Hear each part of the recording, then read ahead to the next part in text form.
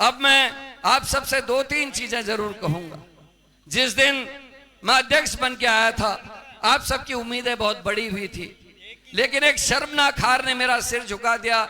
जब मेरे बनने के 3 महीने बाद चंपावत में चुनाव हुआ, हम मुश्किल से 3-4 हजार वोट ला पाए और मुझे बड़ी तकलीफ हुई, मुझे समझ नहीं आ रहा था मैं क्या करूं।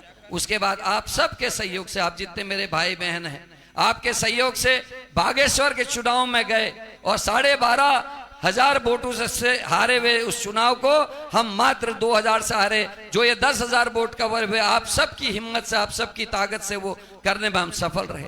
उसके बाद कौन भूल सकता है वो मंगलौर का, हरिद्वार का चुनाव, जिसको मेरे बड़े भाई काजी निजामुद्दीन चुनाव लड़ रहे थे। हंगामा था, सीएलपी लीडर साहब जो कैबिनेट का दर्जा रखते हैं, इनकी गाड़ी अंदर नहीं जा सकती थी। पूर्व मुख्यमंत्री हरीश रावत जी की, प्रीतम सिंह जी की गाड़ी वहां नहीं जा सकती थी, लेकिन एक पूर्व मंत्री जो बीजेपी का एक अजीब सा व्यक्ति है यतीश्वरानंद, उसकी गाड़ियां हर बूथ में जा रही थी। हरियाणा की गाड़ी हर बूथ पे थी। लोग, पुलिस वाले हम लोगों के गले पकड़ रहे थे। भाई काजी निजामुद्दीन को हराने के लिए पैसा बहाया गया, लठ चलाए गए, लोगों को घर से निकलने नहीं दिया, माइनॉरिटी के लोगों को मारा पीटा गया, बूथ कैप्चर किए। लेकिन हम सब के, क्योंकि हमारे सारे सीनियर साथ में थे, गोदियाल जी, आदरणीय यशपाल जी, रावत जी, प्रीतम सिंह जी, सभी लोग साथ थे और काजी निजामुद्दीन को, उस चुनाव को हम जीतने में कामयाब रहे। मेरे कार्यकाल में मुझे वो सबसे बड़ी जीत लगती है। बद्रीनाथ में चैलेंज था, जिस समय हमारे मंत्री, पूर्व मंत्री, हमारे विधायक भंडारी जी हमको छोड़ के बीच इलेक्शन में चले गए। जब भाई गोदियाल जी चुनाव लड़ रहे थे, मेरे कार्यकर्ताओं ने फोन किए, डरने की जरूरत नहीं है, हम सब आपके साथ हैं, कांग्रेस के साथ है, भंडारी और बीजेपी दोनों को सबक सिखाएंगे और हम बद्रीनाथ का चुनाव भी जीतने में कामयाब रहे। पीछे भट्ट जी बैठे हैं, ताली बजा रहे, इनके संग ठोकदार साहब रहते हैं। ये सब लोग ऐसे साथी हैं जिन लोगों ने उस समय हिम्मत बढ़ाने का काम किया। आप सभी कार्यकर्ताओं को, मेरे बुजुर्ग साथियों को, सबको प्रणाम करता हूं कि आपकी हिम्मत से हम बद्रीनाथ जीत पाए। यहां हमारा जहां हमारे शंकराचार्य जी बैठते हैं, ज्योतिर्मठ, वो बर्बाद हो गया बीजेपी के शासनकाल में। सबकी दुकानें, मकान सब खत्म हो गए। हमारे साथियों ने वहां संघर्ष किया। सोनिया बहन बैठी, सबसे पहले कंबल इत्यादि लेके वहां पहुंची और इन लोगों ने बहुत सारे काम किए। गोदावरी थापली जी हैं, इस समय जितनी आपदाएं आई, सब जगह अगर देखे तो गोदावरी थापली सामान लेके लोगों को मदद करने जा रही हैं। ऐसे कार्यकर्ता, जहां ज्योति रौतेला जैसे लोग, जो घासियारियों को घास काटने पे सब जेल होती है, बिना बताए कुछ साथियों को लेके मुख्यमंत्री के आवास में घुस के दावा बोल सकती है। तो इसलिए भरोसा है, महिला कांग्रेस, यूथ कांग्रेस, एनएसयूआई, सेवा दल और हमारे संगठन जो हैं, आप सबकी ताकत से मिलकर इस प्रदेश में कांग्रेस की 2027 में सरकार लाएंगे। कमल भाई देख रहे हैं, मैं धन्यवाद देता हूं आपको और मनीष को, जिन्होंने धराली की आपदा में मेरे संग रस्सियों से नीचे जाकर नदी पार करके लोगों की मदद करी। यहाँ पर मेरा छोटा भाई, हमारे चौधरी साहब बैठे, राजीव चौधरी जी, बहुत सहयोग दिया। हमारे जो पूरा ग्रामीण हरिद्वार है, वहां जिस तरीके से आपने संगठन को बनाने का काम किया, उसके लिए आपको भी मैं बहुत बहुत धन्यवाद और साधुवाद देता हूं। यहां आप सबसे केवल 2-3 गुजारिश है। देखिए, जिसने बुराई करनी है वो बुराई करेगा, जिसने तारीफ करनी है वो तारीफ करेगा, लेकिन मैं आज भूला नहीं वो टीवी में आया हुआ विषय जिसको गांव का बच्चा भी बोलता है। गोदियाल जी के चवन्नी अठन्नी को कितने लोग ने याद रखा है? जरा हाथ खड़े करो।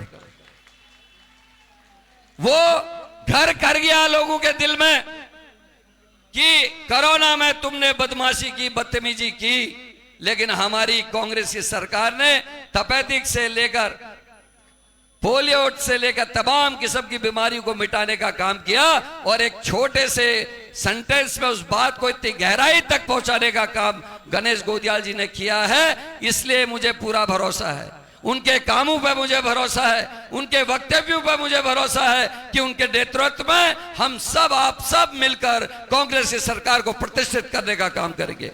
लोग प्रचार करते हैं, कांग्रेस पे एकता नहीं है। अरे मैं तो पांव छू के कह रहा हूं पहले दिन से कि गणेश गोदियाल जी के साथ चट्टान की तरह खड़े होकर काम करने का काम करूंगा। मैं गोदियाल जी के संग मिलकर कांग्रेस को लाने का काम करूंगा। जो आग गोदियाल जी की तरफ जाएगी उस आग को पहले अपने सीने पे छेकने का काम करूंगा। गोदियाल जी को बचाने का हम काम करेंगे, क्योंकि गोदियाल, गणेश गोदियाल केवल एक शख्स नहीं है। अब गणेश गोदियाल कांग्रेस की पहचान, कांग्रेस का चेहरा है। इस बात को याद रखिएगा, कांग्रेस की सरकार चाहिए तो जो गणेश गोदियाल के विरोध में लिखे बोले उसका वहीं पर प्रतिकार होना चाहिए, गणेश गोदियाल का साथ देना चाहिए। ये बड़े नेताओं में कहीं झगड़ा नहीं है, बड़े नेताओं में कहीं कोई झगड़ा नहीं है। साथ खाते हैं, साथ बैठते हैं, साथ बातें करते हैं। नीचे कुछ एक लोग होते हैं, हर किसी के अति उत्साहित जो साथी होते हैं वो अक्सर अपने नेता को बड़ा देखते हैं, दूसरे को छोटा करने की कोशिश करते हैं। लेकिन होता ऐसा नहीं है। वो बड़ा नेता आपके नेता को भी बड़ा मानता है और आपका नेता उसको भी बड़ा मानता है। इसलिए कांग्रेस के हित में, कार्यकर्ता के हित में हम सबको एक रहना है। यही आप सबसे हाथ जोड़ के विनती करता हूं। सोशल मीडिया में जो लोग लिखते हैं उनसे निवेदन करना चाहता हूं, अपनी बंदूक की नालें, अपनी तोप की नाल भारतीय जनता पार्टी की ओर को करो। कांग्रेस के नेताओं के खिलाफ लिखते हो, उससे समाज में कांग्रेस की छवि खराब होती है, उससे कांग्रेस का नुकसान होता है। और कांग्रेस का नुकसान बड़े नेताओं को नहीं होता। ये तो आज भी किसी दफ्तर में आओ बैठो होगी, मुख्यमंत्री के यहां भी जाएंगे, लोग कहेंगे आइए बैठिए, बताइए भाई साहब काम क्या है। हारती कौन है? कांग्रेस हारती है और कांग्रेस का कार्यकर्ता हारता है, जो इंतजार करता है कि स्कूल में टीचर होगा, अस्पताल में डॉक्टर होगा, मेरे गांव की सड़क बनेगी, मेरे कॉलेज का उच्चीकरण होगा। लेकिन जो लोग लिखते हैं नेताओं के खिलाफ, वो कार्यकर्ता की हत्या कर रहे होते हैं। ये मैं साफ कहना चाहता हूं। जो ऐसे लोग हैं उनको चिन्हित करना चाहिए, उनको ब्लॉक करना चाहिए। और जो लोग कांग्रेस के पक्ष में लिखते हैं, भारतीय जनता पार्टी के विरोध में लिखते हैं, उनके भेजे हुए संदेशों को आप लोगों ने शेयर करना चाहिए, लाइक करना चाहिए, ताकि वो आपके मित्रों तक, आपके क्षेत्र तक पहुंचने का काम करे। इस उत्तराखंड में हमारे पास बहुत सारे चैलेंज है, जिसको मेरे पूर्ववर्ती वक्ताओं ने बहुत बड़ी बड़ी बातें, सारी बातें आपसे कर दी। मैं परेशान हूं किसान के लिए। इकबालपुर चीनी मिल में लंबे समय से हमारे काश्तकार गन्ने के जो उनका पैसा मिलना है, भुगतान होना, उसकी लड़ाई लड़ रहे। लेकिन हमने ये कभी नहीं देखा कि सेव पैदा करने वाला, नाशपाती पैदा करने वाला, पुलम और आड़ू पैदा करने वाला, खुमानी पैदा करने वाला किसान कहीं आंदोलन करता हो। जब हम उत्तर प्रदेश में थे, अविभाजित उत्तर प्रदेश में, आदरणीय गोविंद बल्लभ पंत जी ने दूरदर्शिता दिखाते हुए हॉर्टिकल्चर का डायरेक्टरेट पहाड़ में खोलने का काम किया अविभाजित उत्तर प्रदेश में, ताकि पहाड़ के काश्तकार का फल बगीचे बच सके, उनको मदद मिले।